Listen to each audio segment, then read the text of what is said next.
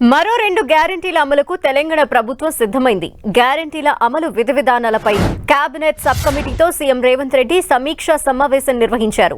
ఈ నెల 27 లేదా 29న 2 గ్యారెంటీలు ప్రభుత్వం ప్రారంభించనుంది.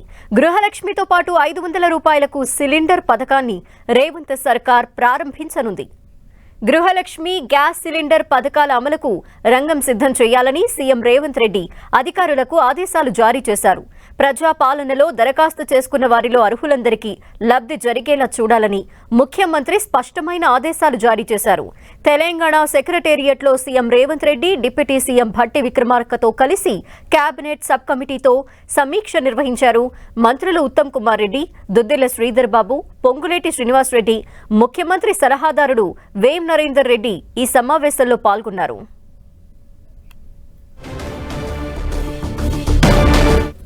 ఈ సమావేశానికి సంబంధించి కంప్లీట్ డీటెయిల్స్ మా ప్రతినిధి కొండల అడిగి తెలుసుకుందాం. కొండల్, దానికి ఇప్పటికీ 2 పథకాలను ఎన్నికల హామీలో ఇచ్చిన 6 గ్యారెంటీల్లో భాగంగా 2 పథకాలను ఇప్పటికే ప్రభుత్వం అమలు చేస్తుంది. మహిళలకు ఉచిత బస్ సర్వీసు, 10 లక్షలకు రాజీవ్ ఆరోగ్యశ్రీ బీమా.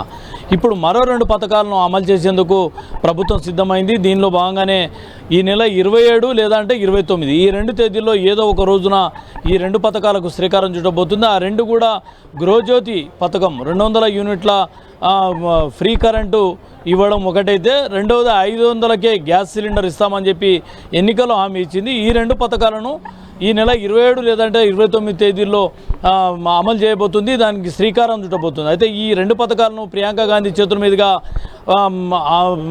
ఏదైతే ప్రారంభిస్తామని చెప్పి నిన్న కొడంగల్ సభలో ముఖ్యమంత్రి రేవంత్ రెడ్డి ప్రకటించిన సంగతి కూడా తెలిసిందే. అయితే దీనికి సంబంధించి ఈ 2 రోజుల్లో ఏ రోజు ఉంటుందన్నది మాత్రం కొంత స్పష్టత రావాల్సింది. మొత్తానికైతే ఈ 2 రోజుల్లో అయితే ఈ 2 పథకాలకు అమలుకు శ్రీకారం చుట్టబోతుంది. అయితే దీంట్లో ప్రధానంగా 500 గ్యాస్ సిలిండర్కు సంబంధించి ఇప్పటికే ప్రజాపాలనలో దాదాపు 1,09,00,000 దరఖాస్తులు వచ్చాయి. దాంట్లో 500కు గ్యాస్ సిలిండర్ కోసం 92 లక్షల మంది దరఖాస్తు చేసుకున్నారు. మరోవైపు ఈ 500తో పాటు ఇప్పుడు 200 గృహజ్యోతికి సంబంధించి 82 లక్షల మంది దరఖాస్తులు చేసుకున్నారు.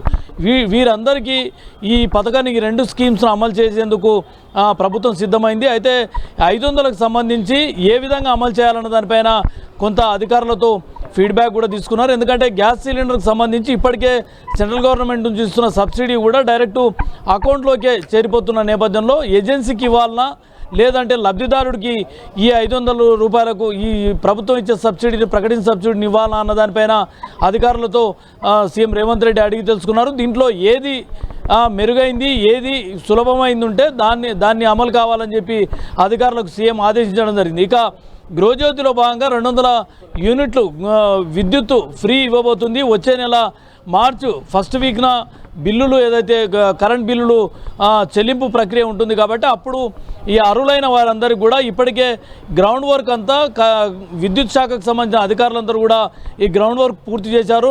ఏదైతే ration card, white ration card హోల్డర్స్కి అందరికి కూడా దీంట్లో లబ్ధిదారులను గుర్తించడం జరిగింది. ఒకవైపు ప్రజాపాలన ఇచ్చిన దరఖాస్తులకు ఈ గుర్తింపు ఈ ప్రక్రియను పూర్తి చేసిన తర్వాత ఇప్పుడు ఒక క్లారిటీ వచ్చిన నేపథ్యంలో వారికి వచ్చే మార్చి ఫస్ట్ వీక్లో బిల్లులో 0 బిల్లుని ఇచ్చేందుకు కూడా ప్రభుత్వం సిద్ధమైంది. అంటే ఇప్పుడు మరో 2 గ్యారెంటీల అమలుకు పూర్తి స్థాయిలో ప్రభుత్వం సిద్ధమైందని కూడా మనం భావించాల్సి ఉంటుంది. 100 రోజుల్లో అధికారంలోకి వచ్చిన 100 రోజుల్లో 6 గ్యారెంటీలు అమలు చేస్తామని ప్రభుత్వం భావించింది. ఇప్పటికి 2 అమలు చేసింది, మరో 2 శ్రీకారం చుట్టబోతుంది. దీంట్లో మిగతా స్కీమ్స్ చేయుతకు సంబంధించి పెన్షన్ స్కీమ్ ఒకటి మిగిలి ఉంటుంది, ఇందిరమ్మ ఇండ్లకు సంబంధించిన ఒక స్కీమ్ ఉంటుంది, యువ వికాసం సంబంధించి 5 లక్షల గ్యారంటీ కార్డు ఒకటి మిగిలి ఉంటుంది. మొత్తాన్ని చూసుకుంటే మరో 2 స్కీమ్స్ను అమలు చేసేందుకు మరో ముందడుగు వేసిందని చెప్పుకోవచ్చు. దీనికి సంబంధించి ఈరోజు సచివాలయంలో కేబినెట్ సబ్ కమిటీతో ముఖ్యమంత్రి సమీక్షించారు. వచ్చిన ప్రజాపాలనకు సంబంధించిన దరఖాస్తులకు సంబంధించిన పూర్తి స్క్రూటినీ ఆల్మోస్ట్ పూర్తి అయిపోయిన నేపథ్యంలో ఈ అమలుకు శ్రీకారం చుట్టాలని చెప్పి ప్రభుత్వం డిసైడ్ అయింది. అయితే ఈ కార్యక్రమానికి ప్రియాంక గాంధీని ఆహ్వానించాలని ప్రభుత్వం భావిస్తుంది. ఆమె షెడ్యూల్ను బట్టి 27న అవుతుందా లేదంటే 29న ప్రారంభ కార్యక్రమం ఉంటుందా అన్నది చూడాల్సి ఉంటుంది. ఝాన్సీ, అయితే కొండల్, కొత్తగా రేషన్ కార్డు అప్లై చేసుకున్న వాళ్ళ పరిస్థితి ఏంటి? అంటే రేషన్ కార్డు ఉన్న వాళ్ళకు మాత్రమే పథకాలు వర్తింపచేస్తూ వస్తుంది ప్రభుత్వం. ఈ నేపథ్యంలో వారికి సంబంధించి ఏమైనా క్లారిటీ ఉందా?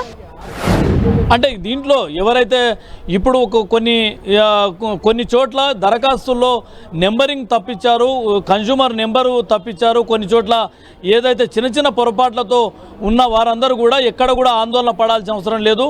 పూర్తి స్థాయిలో ప్రతి లబ్ధిదారుడికి స్కీమ్ను అందించాలన్నదే ప్రభుత్వ లక్ష్యంగా ఉంది. కాబట్టి ఇలాంటి వారు కూడా ఎక్కడ ఆందోళన పడాల్సిన అవసరం లేదు. మరోసారి గ్రామ పంచాయతీ ఆఫీసులో ఎంఆర్ఓ ఆఫీసులో మరోసారి దరఖాస్తు చేసుకోవచ్చు అని చెప్పి కూడా ప్రభుత్వం సూచించింది. దీనికి సంబంధించి ముఖ్యంగా విద్యుత్ శాఖ అధికారులకు స్పష్టమైన ఆదేశాలు కూడా జారీ చేసింది. ఎక్కడైతే ప్రజల్లో ఆందోళన కలిగించకుండా పూర్తి స్థాయిలో వాళ్ళకు సమాచారాన్ని చేరవేయాలని చెప్పి కూడా ముఖ్యమంత్రి రేవంత్ రెడ్డి ఆదేశించినట్టుగా సమాచారం ఉంది. దీనికి సంబంధించి ఒకవేళ ఇప్పుడు అవకాశం రాని వాళ్ళు రేషన్ కార్డుకు సంబంధించి గతంలో 12 లక్షల దరఖాస్తులు పెండింగ్లో ఉన్నాయి.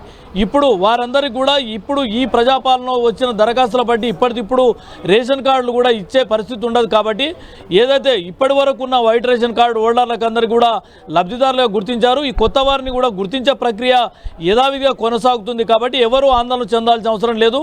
ఈ ప్రక్రియ కొనసాగుతుంది. కొన్ని చోట్ల రిజెక్టెడ్ అయిన వారు కూడా మళ్ళీ దరఖాస్తు చేసుకునే వెసులుబాటు కూడా ప్రభుత్వం కల్పిస్తుంది. ఈ అంశాన్ని పూర్తి స్థాయిలో గ్రామీణ స్థాయిలో ఉన్న ప్రతి లబ్ధిదారుడికి, ప్రతి పేదవాడికి కూడా ఈ సమాచారాన్ని చేరవేయాలని కూడా ప్రభుత్వం స్పష్టమైన ఆదేశాలు జారీ చేసింది. Jhansi. Okay, thank you Kondal.